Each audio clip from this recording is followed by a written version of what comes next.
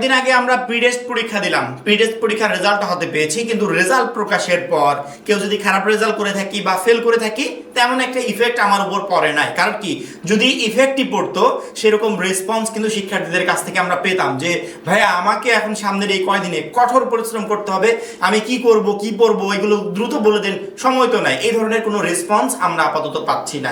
শিক্ষার্থীরা শুধুমাত্র বলছে যে ভাইয়া সাজেশন দেন, পড়বো, এতটুকুই শেষ। মাত্র 250 টাকায় যারা এখনো আমাদের এসএসসি 27 টার্গেট প্লাস কোর্সে যুক্ত হয়নি, খুবই দ্রুত করো। কারণ কি, আমাদের কোর্সে যুক্ত হলে পেয়ে যাচ্ছ সকল সাবজেক্টের একদম শর্টকাট সাজেশন, সকল গ্রুপের পিডিএফ আকারে, বিগত 5 বছরের বোর্ড এমসিকিউ উত্তর সহ পিডিএফ আকারে, প্রত্যেকটা সাবজেক্টের প্রত্যেকটা চ্যাপ্টারের চ্যাপ্টার ওয়াইজ জ্ঞানমূলক অনুধাবনমূলক প্রশ্নোত্তর পিডিএফ আকারে। এছাড়া এসএসসি পর্যায়ের সবচেয়ে কঠিন সাবজেক্ট গণিতের অভিজ্ঞ শিক্ষক দ্বারা তৈরিকৃত চ্যাপ্টার ওয়াইজ দুর্দান্ত সব রেকর্ডেড ক্লাস, গ্রামার অংশে শর্টকাট টেকনিক ও দুর্দান্ত সব রেকর্ডেড ক্লাস, লিখিত অংশে শর্টকাট টেকনিক ও দুর্দান্ত সব রেকর্ডেড ক্লাস, পড়াশোনার রুটিন, এ প্লাস গাইডলাইন এবং ফাইনাল পরীক্ষা পর্যন্ত ফুল সাপোর্ট থাকছে মাত্র এই 250 টাকার কোর্সে।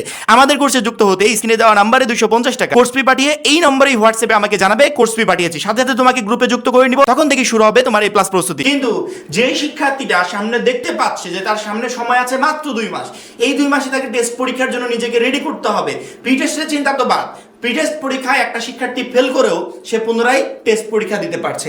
প্রি-টেস্টে একটা শিক্ষার্থী খারাপ রেজাল্ট করেও সে পুনরায় টেস্ট পরীক্ষা দিতে পারছে। কিন্তু তুমি কি একবারের জন্য চিন্তা করে দেখেছো যে 2 টেস্ট পরীক্ষায় খারাপ রেজাল্ট করো আর বোর্ড থেকে যদি কড়াকড়ি নির্দেশনা আসে যে টেস্টে খারাপ করা শিক্ষার্থীরা অ্যালাউ হবে না, সেক্ষেত্রে তোমার কি অবস্থা হবে?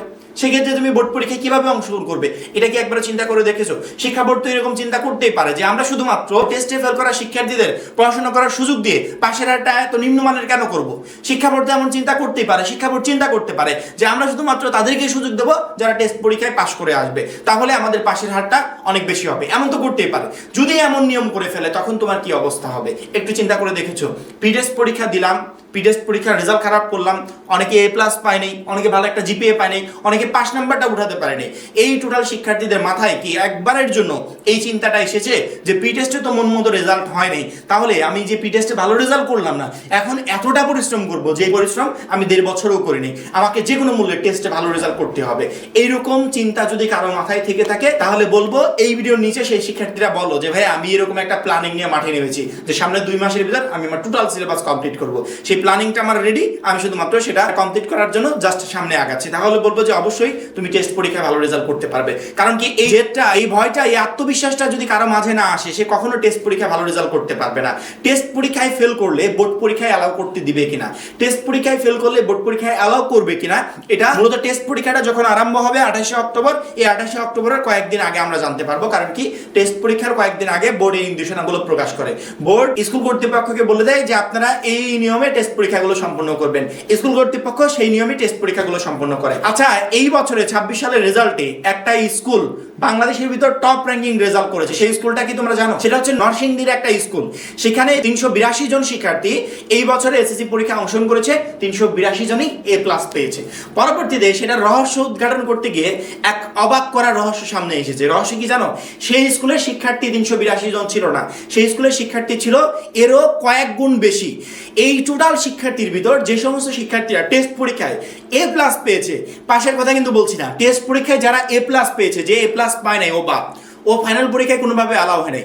যারা টেস্টে এ প্লাস পেয়েছে, শুধুমাত্র এই এ প্লাস পাওয়া শিক্ষার্থীদেরকেই নতুনভাবে বোর্ড পরীক্ষা দেওয়ার সুযোগ করে দিয়েছে। টেস্টে এ প্লাস পাওয়া শিক্ষার্থীরা বোর্ড পরীক্ষা দিয়েছে, প্রত্যেকটা শিক্ষার্থী বোর্ড পরীক্ষায় এ প্লাস পেয়েছে।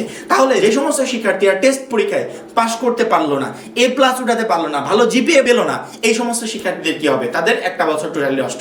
এখন পরবর্তী বছর আবার তাদের পরীক্ষা দিতে হবে। সেম ভাবে যদি তোমাদের স্কুল কর্তৃপক্ষ এমন কোনো নিয়ম করে, এত কঠোর নিয়ম তোমাদের স্কুল কর্তৃপক্ষ করবে না, যদি এতটুকু নিয়ম করে ফেলে যে পাস না করলে তাকে ফাইনালে অ্যালাউ করতে দিব না, তখনই কিন্তু তুমি আটকে যাবে। অর্থাৎ আমাদের এই টেস্ট পরীক্ষার টার্গেট থাকবে, যদি বোর্ড পরীক্ষায় আমার এ প্লাস পাওয়ার স্বপ্ন থাকে, সেই এ প্লাসটা যেন আমি টেস্ট পরীক্ষাতে তুলতে পারি। যদি বোর্ড পরীক্ষায় আমার ভালো জিপিএ পাওয়ার স্বপ্ন থাকে, সেই জিপিএটা যেন আমি টেস্ট পরীক্ষায় তুলতে পারি। কারণ কি, টেস্ট পরীক্ষায় যদি আমি ভালো রেজাল্ট করি, তাহলে মাস্ট বি এই সেম প্রিপারেশনে আমি বোর্ড পরীক্ষায় ভালো রেজাল্ট করব। টেস্টে যদি ভালো না করতে পারি, তাহলে কখনো বোর্ড পরীক্ষায় ওই অতটুকু মানে কয়েকদিনের প্রিপারেশনে আমি ভালো করতে পারবো না। আমার মনে হয় প্রত্যেকটা শিক্ষার্থীরই টেস্ট পরীক্ষা নিয়ে সিরিয়াস হওয়া প্রয়োজন। সামনের সময় খুবই অল্প, এই অল্প সময় তোমাদের অনেক পড়া পড়তে হবে, এবং এই অনেক পড়ার জন্য এখন যেরকম রিদমে আগাচ্ছ, এই রিদমে আগালে হবে না, এর স্পিড কয়েক গুণ বাড়াতে হবে। তাহলে হয়তোবা টেস্ট পরীক্ষায় তুমি সামনের এই 2 মাসের প্রিপারেশনে অবশ্যই ভালো একটা রেজাল্ট করতে পারবে। এবং আমাদের পক্ষ থেকে সর্বোচ্চ যা কিছু দেওয়ার দরকার আমরা তো ইতিমধ্যে একের পর এক দিয়ে যাচ্ছি।